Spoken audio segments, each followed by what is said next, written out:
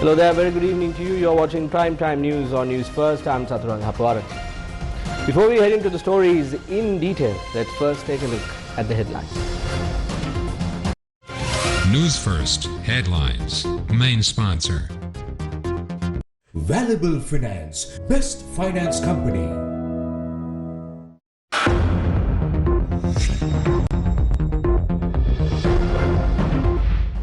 COVID-19 deaths at home increase, a report from the Epidemiology Unit. Storage, transportation and distribution of consumer items including paddy, rice and sugar made an essential service. Maximum control price for rice and sugar from tomorrow. Samagi Jana Balavege requests the government to remove the state of emergency and take steps under the Disaster Management Act. JVP raises 10 questions from the government on the mismanagement of the pandemic. Investigations launched in search of a group who defaced the Situl Power sacred grounds in the Yala National Park. 12 treasure hunters arrested in Rajagiri Lena in Mihintale. Opposition leader writes to the president requesting for Ranjan Ramanayake to be pardoned.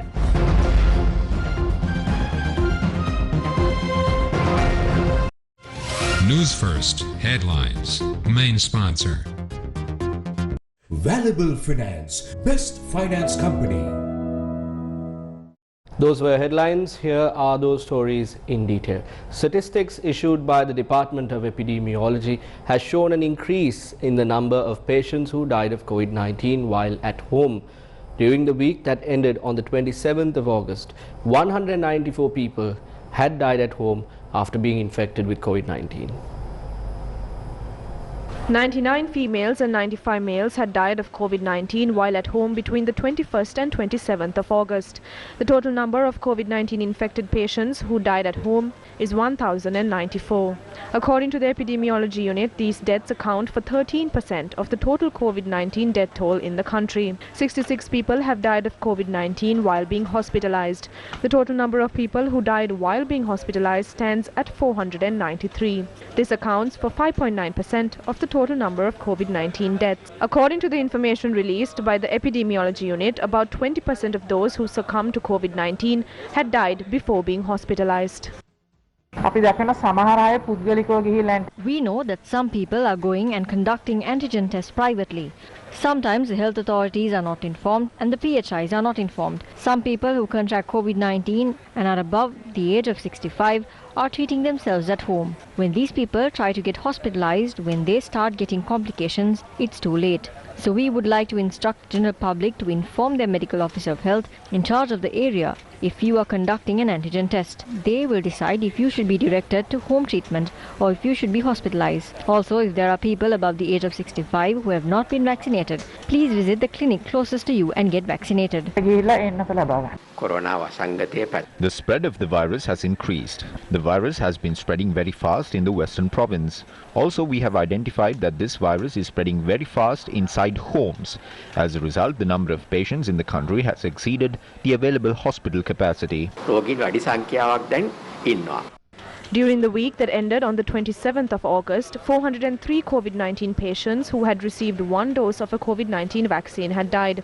During the same period, 115 patients who had received both doses of the vaccine had also died of the virus. The total number of deaths of people who received one dose of the vaccine so far stands at 1,126, while 252 people who received both doses of the vaccine had also died of the virus. The statistics issued by the Epidemiology Unit states that 76.6% of the COVID-19 deaths in the country are among those who were above the age of 60. One thing that we understood is that immunity does not develop in a person as soon as they take the vaccine. The Sinopharm vaccine is the most commonly administered vaccine in Sri Lanka, and if adequate immunity is to be developed in a person's body with the Sinopharm vaccine, it takes about 2 weeks after receiving the second dose of the vaccine. It is extremely important to provide this vaccine to those who are above the age of 60.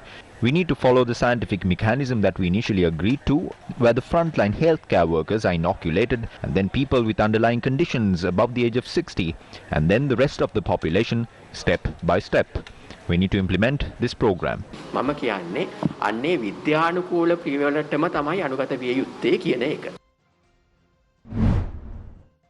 Was there a delay in starting the inoculation program in the country? If there was, why? This is the response of the State Pharmaceuticals Corporation. ශ්‍රී ලංකාවේ අවුරුදු 18ට වැඩි ජනගහනය මේ වෙනකොට මේ මොහොත වෙනකොට අපි 80%කට More than 80% of the population in Sri Lanka who are above the age of 18 have received the first dose of the vaccine. 52% have received the second dose.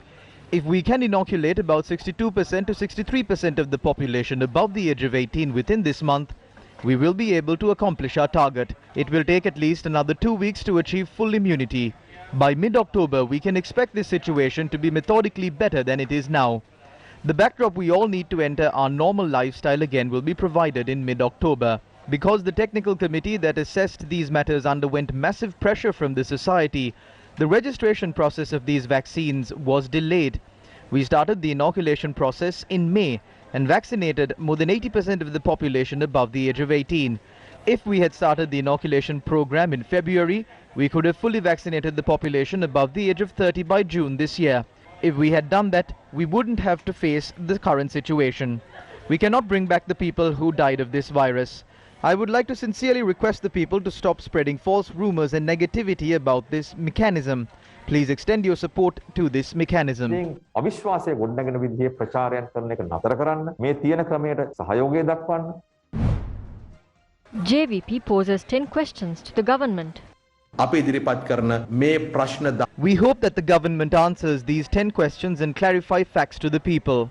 Who decided to change the national vaccination policy presented by the Ministry of Health on the 18th of January 2021 and failed to prioritize people above the age of 60 in the vaccination drive?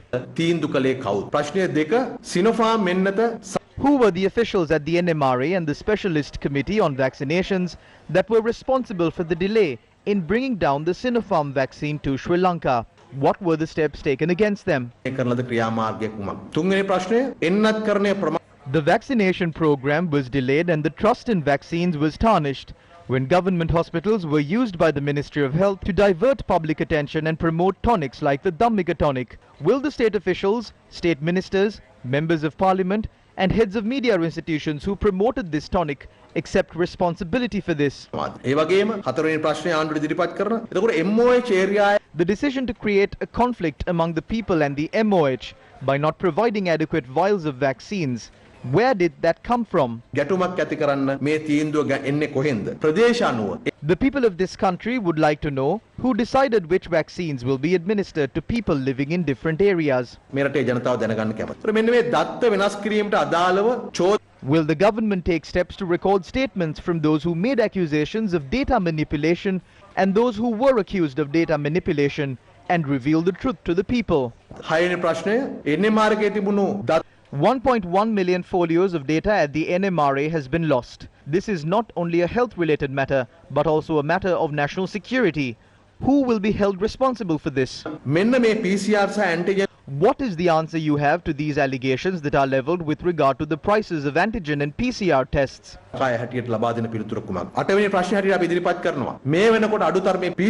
As the eighth question, we would like to ask the government, why have you not increased the number of PCR and rapid antigen tests? Dr. Anil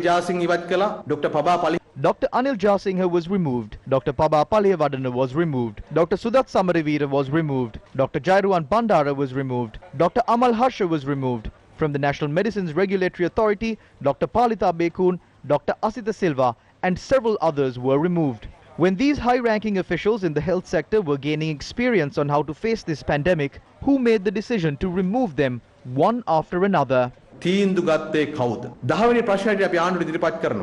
10th question, we would like to ask the government, warnings have been made with regard to the South African variant. At a time like that, who made this short-sighted decision to allow Indians to travel to Sri Lanka?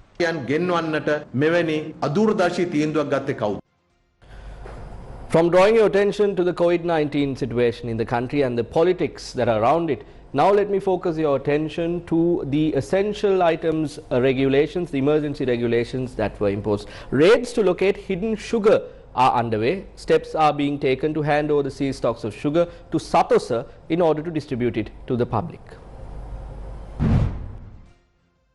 The Consumer Affairs Authority raided a sugar warehouse in Kundasala, Kandy today. Our correspondents reported that a stock of 313 metric tons of sugar was recovered during the raid. The stock of sugar seized by the Consumer Affairs Authority during a raid carried out at a warehouse in Bangalavatta in Mabolavattara recently was handed over to Satasa today. Around 4,400 metric tons of sugar was at the warehouse at the time it was sealed.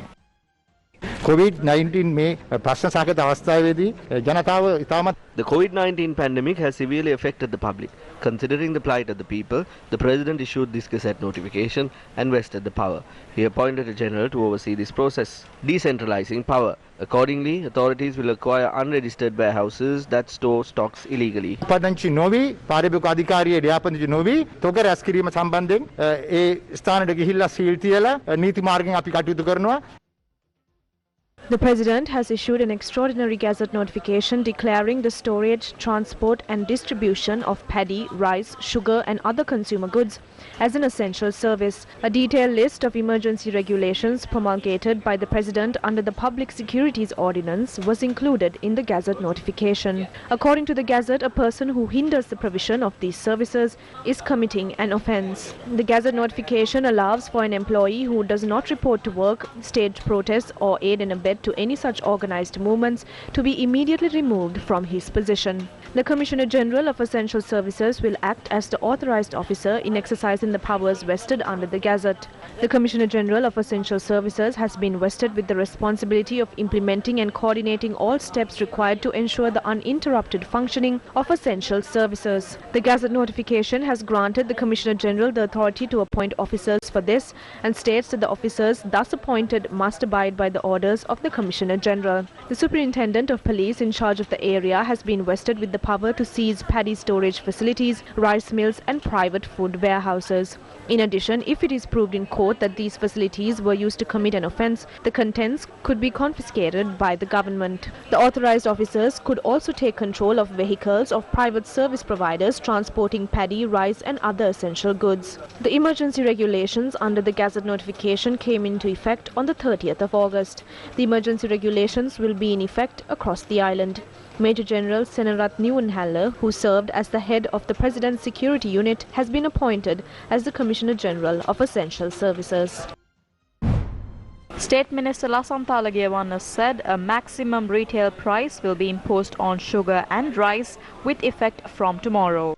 ඒ අනුව නව හදිසි නීති යටතේ විශේෂම අත්‍යවශ්‍ය සේවා කොමසාරිස්වරයාට According to the new emergency regulations, the Commissioner General of Essential Services has been vested the exclusive power to take action against those who sell these items at unfair prices and organizations violating the existing regulations.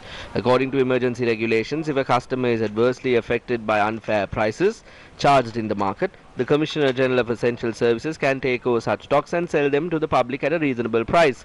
The Commissioner General can consider the seller's appeal and provide compensation for that.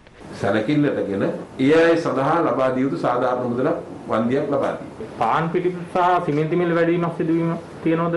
ලෝක වෙළඳපොලේ විශේෂම The prices of iron cable, tiles and wheat flour have increased in the world market. They have made a request from us regarding the price increase. We have informed the Cabinet of Ministers regarding this as well. The Cabinet of Ministers will decide in this regard.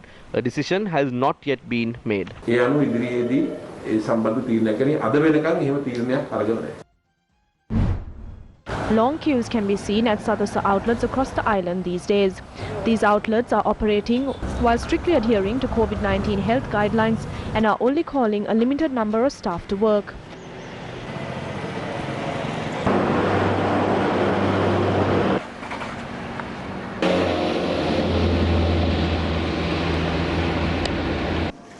Only 1 kilogram of brown sugar was issued per person today as well. The kilogram of brown sugar was sold at 130 rupees.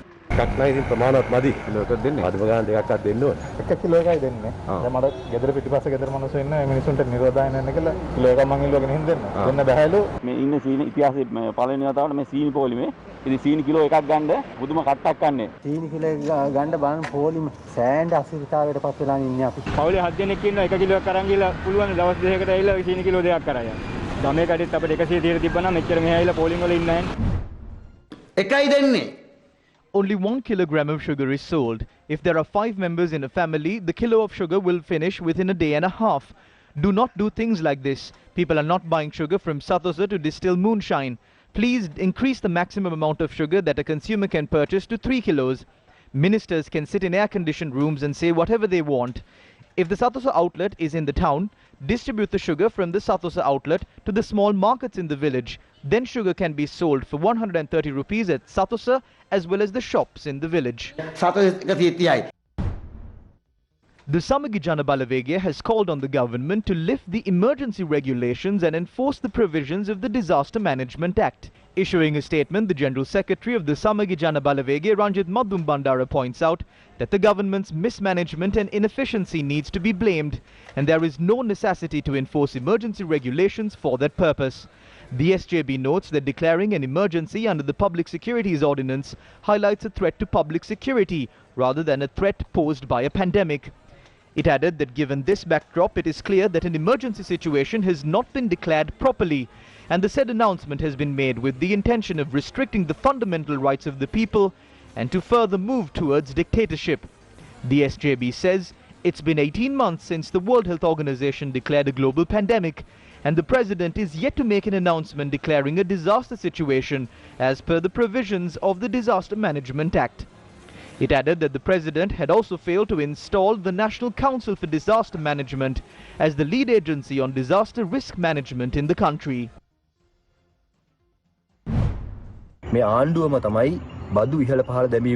It is the government that is responsible for fluctuating tax prices. Importers and exporters suffered massively due to those ad hoc changes made to taxes, and it was the close allies of this government who reaped massive benefits and profits from these. And the economy suffered a big blow because the government tried to shape the dollar parallel to the rise of the dollar against the rupee. The imports network in the country was completely in chaos due to the actions of the government. Now the government has to rectify their mistake. The data scam.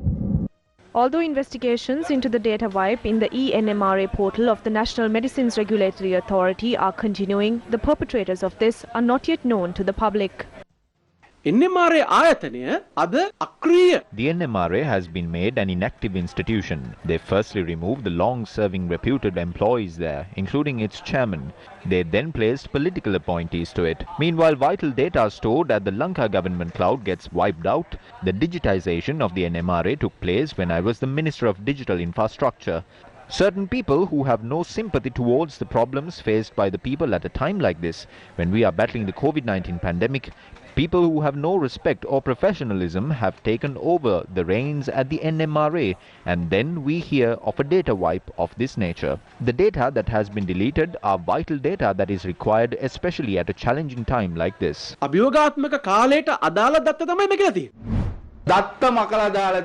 Take this opportunity to rectify this error. Listen to the criticism that comes in and make the NMRA a people's institution. Do not sweep this under the carpet. The NMRA is vital for the health sector of the country. The fact that the institution that has all the details of the medicines and the medical equipment of our country is facing a situation like this is a crisis to the health sector of the country.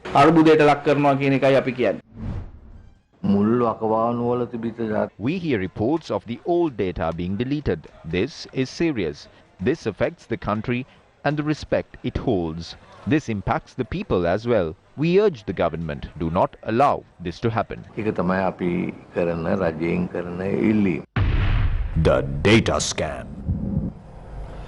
Now, the appointment of a Commissioner General for Essential Services and the emergency regulations being imposed with regard to essential services is linked to the overall economic situation of our country. We know that we have been receiving various facilities, especially from the IMF and countries like Bangladesh and China with regard to the economy, and receiving soft facilities from these countries. Now, what is happening to some of these soft facilities that were initially available to Sri Lanka? Will the proposed exchange facility between China and Sri Lanka be delayed? The agreement on the $1.5 billion swap facility reached between the Central Bank of Sri Lanka and China have been halted due to technical reasons. Minister of Finance Basil Rajapaksa had requested the Speaker of Chinese Parliament Lee Shan-zu to direct his attention to the matter. A special diplomatic discussion between Sri Lankan Speaker and the Chinese Speaker was held yesterday. Requests were made at the meeting to broaden the facilities for industries like tea, gems and apparel to enter the Chinese market under the China-Sri Lanka Free Trade Agreement. The Speaker of the Chinese government had pointed out that China would give their fullest support to Sri Lanka to overcome their economic challenges amidst the COVID-19 pandemic. Is still wreaking havoc around the world. Both China and Sri Lanka face the daunting task of containing the virus. Our two sides also need to promote high-quality practical cooperation across the board. China takes Sri Lanka's financial difficulties seriously. China and Sri Lanka have similar positions on human rights, and we have always supported and coordinated with each other. During the discussion, Finance Minister Basil Rajapaksa has noted that the Sri Lankan government would like to facilitate a regional headquarters of the Chinese Development Bank at the Colombo port city. While the lawmakers are discussing matters regarding the economic situation in the country, there has been some positive news from the Colombo Stock Exchange.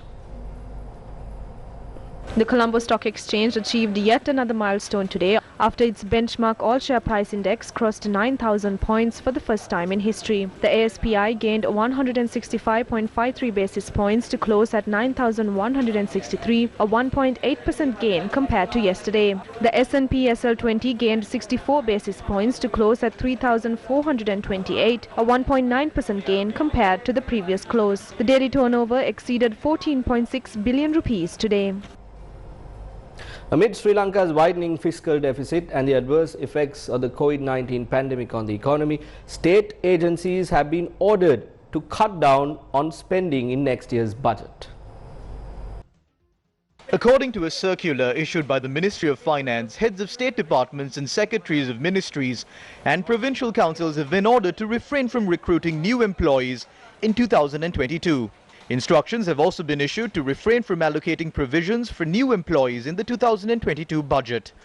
In a bid to reduce government expenditure, state officials have also been instructed to minimize non-essential expenditure, refrain from making requests for leasing of new buildings. The circular has been issued ahead of the budget preparation process for 2022 to provide guidelines to all state officers on managing the country's economic challenges in the medium term. Efforts to reduce government expenditure comes at a time when the country's fiscal deficit has widened by 6% in the first half of this year. The budget deficit from January to June 2021 rose to 780.2 billion from 735.7 billion in the first half of last year. Government expenditure increased by 7% to 1.5 trillion during the first half of this year from 1.4 trillion recorded in the corresponding period of 2020. Government revenue increased by 8% to 714.5 billion rupees during the first half of 2021 from 663.4 billion recorded in the corresponding period of 2020.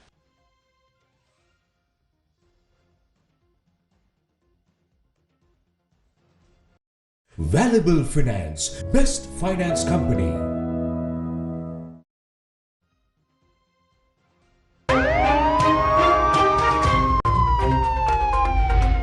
Crime Watch.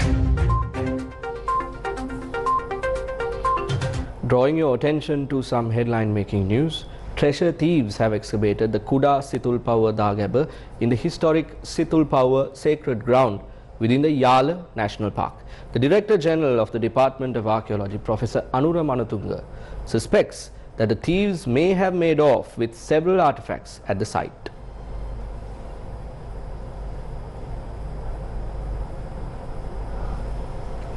The Kuda Situlpawa, the Goba, is located about 190 meters from the Situlpawa Raja Mahaviharya within the Yala National Park.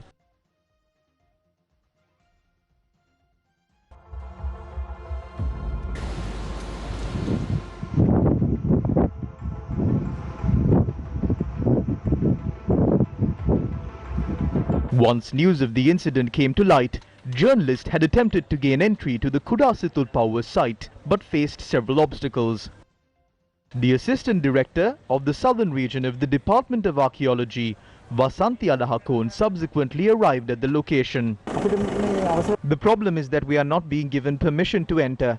The monk is the one who is objecting the most to the media being here. We questioned why this is being hidden from the media. Representing the Archaeology Department, what's your opinion on this?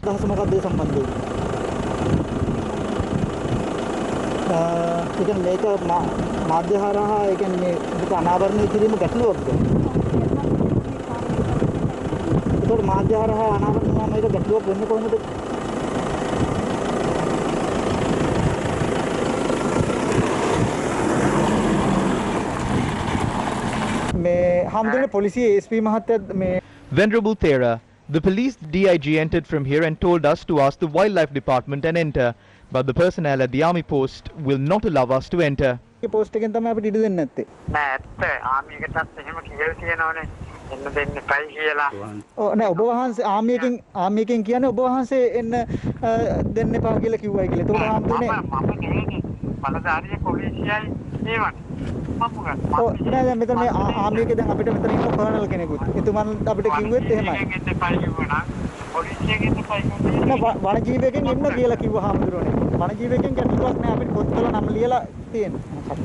Our correspondent said that the chief incumbent of the Situl Power Raja Mahaviharaya had informed journalists over the phone to visit the site about 2 hours later.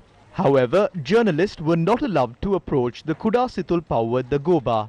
A group including the Director General of Archaeology, Professor Ranjan subsequently arrived at the location and inspected the scene. We inspected the scene and observed that they have done this very cunningly. They have attempted to cover the hole as well. We expect that we will be able to arrest those responsible very soon. On the part of the Archaeology Department, we will take every possible step.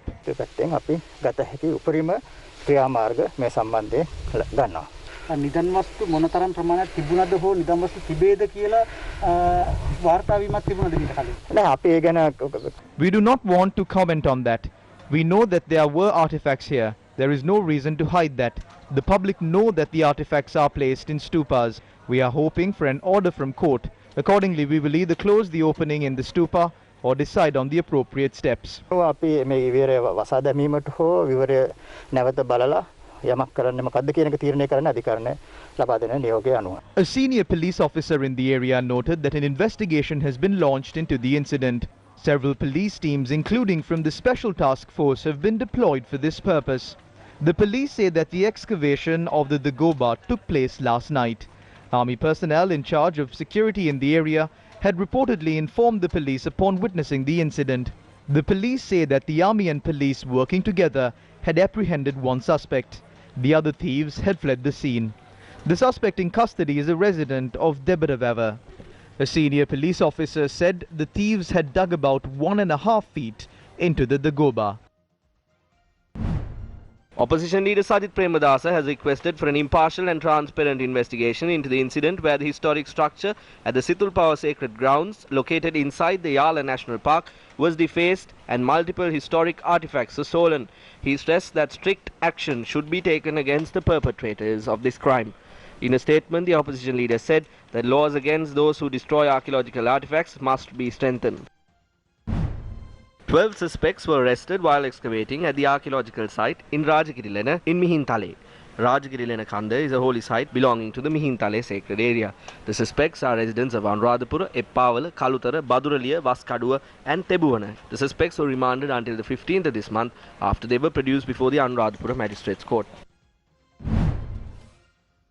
Whilst work on the controversial jogging track on the embankment of the Parakrama Samudra has been halted, steps have not been taken as yet to restore the embankment.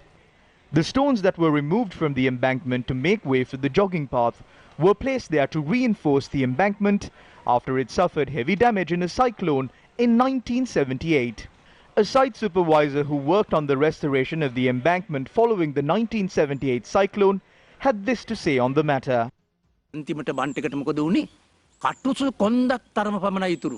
I am saying this with much pain, and I have a right to speak on this because I gave my sweat and labor to restore the Vava. The stones were stacked here and gravel was laid on the breakwater to reinforce the embankment. This was done by hand as it could not be done with machines. It was stacked methodically. 1,000 laborers worked on this. We eventually spent only 1/4 of the estimated amount and we were able to save the rest. Water was released from the Topa Vava on 2 occasions once work was completed and there was no impact on the breakwater. We pray that the people who had taken such mindless decisions now will find mindfulness. These large breakwaters are used because there are strong waves. That is why it is called a samudraya. There are smaller embankments on the Dumbutulu and Erebadu Vavas. Those who are there now don't seem to understand this. We know it because we live there. This will destroy the Vava. ඔබතුමාලා බලන්න මේ වැවේ සුළඟ වෙලාවේදී වැව් පන්ටකේ අයිනෙන් යන්න බෑ. ඒ තරම් දරුණු සුළඟක් තියෙනවා. වීසි කරනවා. මේ හදන්නේ වැව විනාශ කරන්න. Ministry Secretary Karunasena Hettiarachchi, who was an irrigation engineer when the reservoir was damaged in the 1978 cyclone, also commented on the issue. There is a problem with removing the breakwater. In my opinion, it is unwise to build a walking path on top of the embankment. There is no problem with people walking on top of the existing embankment. It is not possible to do a precise assessment on the potential disaster. We have not buried the necessary sensory equipment within the embankment to monitor this. There are such sensors in the Victoria and Kotmale reservoirs. At present here, we observe changes from above. I think it is wise to leave the embankment as it is.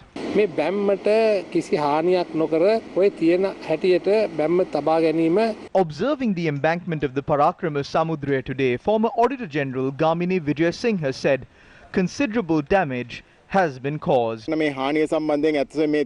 Even though we are Buddhists, I think the nation as a whole should curse those who are responsible for the harm that has been caused to this Vava. If there is heavy rainfall tomorrow, all of the soil will wash away into the Vava. We must be extra cautious with the safety of this Vava. The politician who proposed this project must be exposed. In the past, it was prohibited to even park a vehicle here. Now they are digging concrete holes and trying to build a walking path. It has been damaged beyond repair.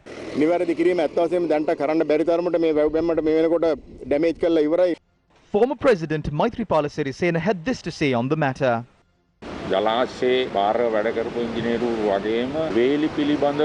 Engineers who were in charge of the project and experts on embankments have spoken to me on the phone after seeing the media reports. They have put forward several reasons as to why this must not be done. The engineers are primarily noting that when large machines are used to dislodge the rocks, the tremors damage the bund. The technical experts, archaeological experts, and all of their opinion is that this must not be done. We must heed the calls of those who have knowledge on the subject.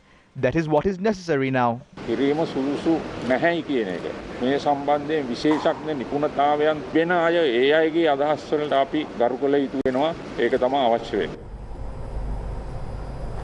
Environmental organizations have called on the government to revoke the cabinet approval that was granted to allow a private investor to plant aloe vera on over 100 acres of land in the Anuradhapura district. Environmentalists point out that acquiring land for this project will cause serious environmental damage. The project proposal was presented as a joint cabinet paper by Minister of Lands S.M. Chandasena and Minister of Finance Basil Rajapaksa. According to the cabinet decision, this is an investment worth $783 million. The managing director of the company, Aura Lanka, is Chandika Viranjit. How can a person like that make an investment of $783 million? We can see that there is a politician or someone else behind this project. Yesterday, we saw Minister S.M. Chandasena trying to introduce this person as a gem businessman. We can see that even these ministers have intervened to provide excuses to launder money. මැණික් ව්‍යාපාරිකයෙක් විදියට හඳුන්වන්න උත්සාහ දරනවා. එතකොට අපිට ඊටාම් පැහැදිලිව පේනවා මේ කළු මුදල් භාවිතා කරන මේ ක්‍රියාවලිය සාධාරණීකරණය කිරීම සඳහා මේ අමාත්‍යවරු පවා මැදිහත් වෙලා තියෙනවා. He also spoke about the damage that will be caused to the environment. අපි ඊටාම් පැහැදිලිව කියනවා විල්පත්තුව ජාතික වනෝද්‍යානයේ මායිමේ. We clearly state that the facts have been reported in court through a B report by the Department of Wildlife against this person for trying to divert the Kalaoya from the border of the Vilpattu Reserve and also clearing of forests in the area. So there is already a case being taken up in court and was filed by the Department of Wildlife. We can see how illegal this project is. the Kahambalapitiya Weber has been destroyed. The Kahambalapitiya Weber is located in the Yala village in Rajangana. This weber is used to nourish about 130 acres of farmlands. Without any approval, that weber has been dug deeper, and now water cannot be obtained from the weber. Also, several streams in the area have dried up. කරලා ජලය ලබා ගන්න බැරි තත්ත්වයට පරිවර්තනය කරලා තියෙනවා. ඒ වගේම ඇල මාර්ග පවා සම්පූර්ණයෙන්ම කඩලා ඉවත් කරලා තියෙනවා. Opposition leader Sajith Premadasa has requested the president to pardon Ranjan Ramanayake, who is currently serving time. The leader of the opposition made this request in a letter to the president. While noting that he had requested the president to pardon Ranjan Ramanayake on several previous occasions, opposition leader Sajith Premadasa recalled the positive responses received from the president in the letter as well. Premadasa went on to note that religious leaders, artists, legal experts, civil citizens, irrespective of their differences, have requested him to intervene in seeking a pardon for Ranjan Ramanayake. In the letter, he highlighted that Ranjan Ramanayake, a popular artist and politician who was elected as a parliamentarian on several occasions, was well known for taking a stand against corruption and other malpractices. An expert on the historic irrigation system in Sri Lanka, Kuliyapitiye Sri Prananda, passed away today at the age of 76. Sri Prananda, who fearlessly expressed his views to safeguard national heritage and to uplift the nation, constantly highlighted that Sri Lanka is the only country in the world with an ancient water civilization. Sri Prananda joined hands with the Gammadda Gamin Gammata Vavin Vavata movement and shared his expertise with us. Sri Prananda, you worked hard to preserve the marvels of our history. Sri Lanka will forever remember your service.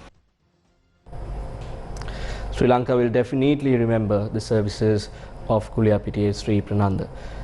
The eyes of the residents of Kadurupitiya village in Mahavilache, Anuradhapura were filled with tears of joy today. After years of suffering without proper access to clean drinking water, today their prayers were finally answered.